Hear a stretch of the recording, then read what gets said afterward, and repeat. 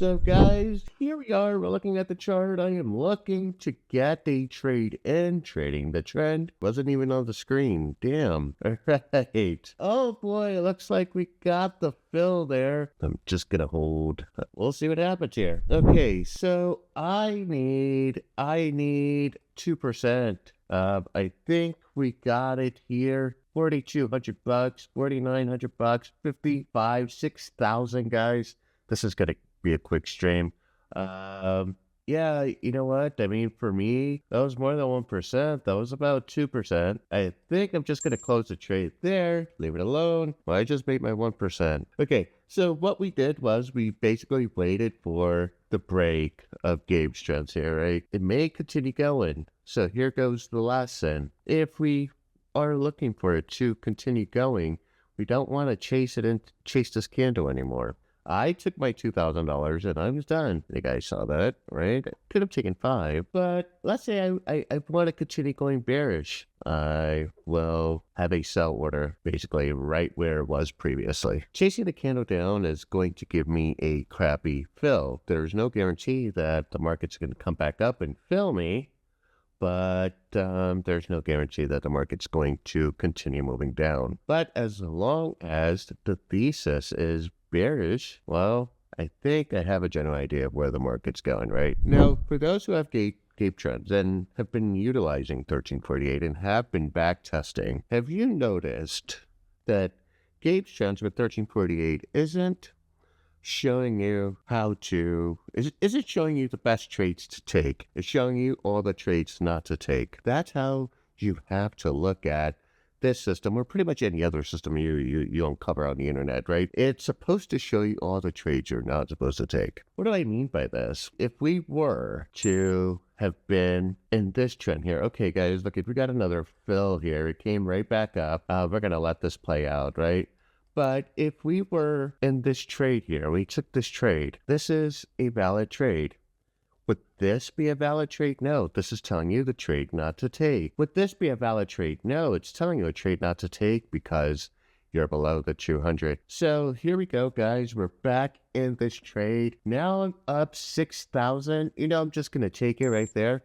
I'm done. So what do? We just made $7,000 in 10 minutes. Back to the lesson. Because we have rules that if we're below the 200, we're biased to shorts. Well, our system, right, prevents you from taking this trade up. You end up looking for this trade down. We get Excel pivoting down, which then finds confluence with the 200 EMA up here. Of course, we have the 4-hour trend also saying bearish. That's why I sort of kind of led with that this morning. The 4-hour bearish, we have confluence here. And what I needed was that additional confluence on the break of Gabe's trends. What we were able to identify trades not to take and the trade that we should take based on information we have. So we know that, hey, once we broke beyond Gabe trend here, that we were in fact bearish and we get the switch up. When I then re-entered the trade, I literally set my entry at my place of origin where I entered previously, and I just maintained my thesis that it was bearish because I had all of my confluences telling me, hey, it's bearish. Guys, it really gets no simpler than this. Now, here we go. We have the setup here. It's a trade design down. We have multiple confluences. We get a break of Gabe's trend here, and it comes on down. It's really that simple. This system is just so straightforward and that simple that the only way you're messing this up is if you have no regard for the system. And so that's why I say with Gabe's trend, with Excel, and with respect to the rules at the 200, you will disqualify a lot of trades and only put yourself in high quality setups. So for me, it's path of least resistance, and you know, the break of Gabe trends tends to be that.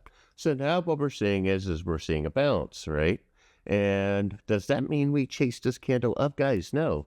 The trend is still down. For a lot of traders, and we see a lot of other traders on YouTube, will go ahead and react to a candle, which we do not do here. We do not react to candles. Now, what we have here, guys, is we have disagreements happening. And when there's disagreements happening, that's probably not where you want to be. No one ever wants to be in the middle of a brawl or a fight, right? I mean, so when you got disagreement there, you probably want to stay away from this. So instead of like getting caught in this mess, You just wait for all the indicators to kiss and make up and allow you to make some money. Not a whole lot going on with NQ. Let's check out ES. I understand a lot of you guys like to trade ES as well. But guys, this is another, again, it looks very similar to NQ. We go ahead and measure this. Let's measure this from here to the 200. That's 11 points. That's a sexy $500 on one ES contract, or $50 on one MES contract. What's really, really interesting here, guys, this zone here is 30 points. We don't have another gap that big until we get up here. This one's 21. Maybe we just sit and wait for the next bearish setup. So when there's a whole lot of nothing, right? Again, we have disagreement here with ES. Why would we put our money into this nonsense? Here we go, look at NQ. Let's see. Anything to do here? No, not really. Let's go ahead and look at CL. CL, what is this looking like? Wow, okay, well, CL certainly paid and got down below the 200 here, right there, got below. Basically, the 200 acted as a magnet, it came right back up, and now it's hovering at the 200. How about gold? And what does the setup look like? Like, I like the gap here. I like this gap here. Now, what we need is a trade design. I like this gap. For a lot of traders, you jump in, you have no plan. You don't know where your 1-to-1 is, or your 1.5, or 2-to-1, nothing. You don't know where your risk is, right? All you're doing is choking the trade. Okay, I'll use the DSR, but no, I'm going to choke the trade a little more. I can only risk $30, et cetera, et cetera, et cetera. With a trade design, it literally paints it out for you, spells it out for you, right? So right now, we're doing nothing, all right? Still nothing to do here. Let's go ahead and look at Tesla. I know some of you like, there you go. Okay, so let's look at the anatomy of a trade design in our system relative to Tesla. Sweet. How would you play this? 1, gray candles, nothing. Trade design down. We don't take it because it's going against Gape trends. We got a trade design up. All right, we got multiple confluences.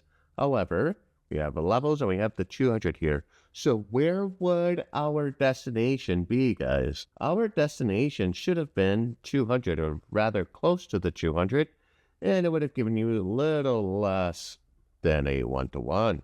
But this is an ideal trade setup. But we do not disrespect the 200. As we approach the 200, we set a take profit, and should we want a continuance or to re-enter, we would want to see some stability above the 200. And why speculate profit when you can guarantee it?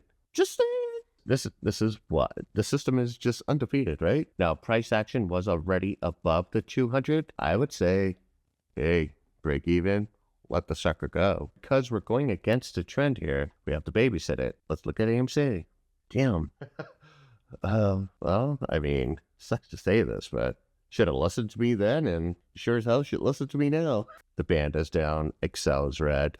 Gape trend is red. We're below the 200. You have so much confluence that only way to be a contrarian here is if, I don't know, you fat fingered. All right, let's check out NQ. NQ, look at her go. She's trying. I'm 2 for 2. I'm up 3% on the day. I'm done. Trades don't change your life. Consistency does. So if you're consistently green, that's what changes your life. The trade itself, by itself, does nothing. Now let's go ahead and check out ES. Someone just said that ES filled at the 200. Oh, it sure did. And look at the rejection. Oh my, Angel. How you feeling right now? You get the rejection there, but it's probably not even worth going back in. Glad I had to take profit there, 100%. Me personally, when especially when we're approaching the 200, I like to set my take profit just shy of it, right? And let the idiots over here just like wonder why their order didn't get filled. But as it stands right now, ES has holding nothing except these nuts. Let's go ahead, get back to NQ.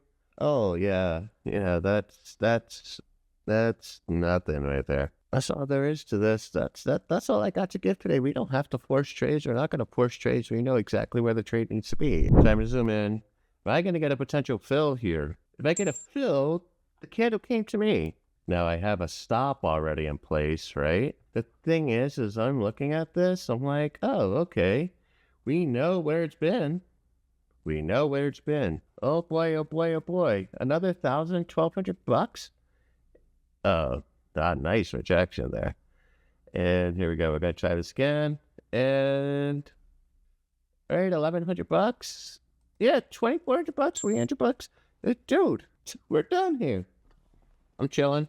Well, you girls, I think you got the gist of it and you understand how to utilize the system. It's hands down the best system out there. You know, if you don't have Game Trends or the updatable version of Game Trends, you're really, really missing out. I have to say it. You're just fucking missing out. Anyways, I'm signing out. This was fun. It was easy. 10K. Not bad. Not bad. Peace.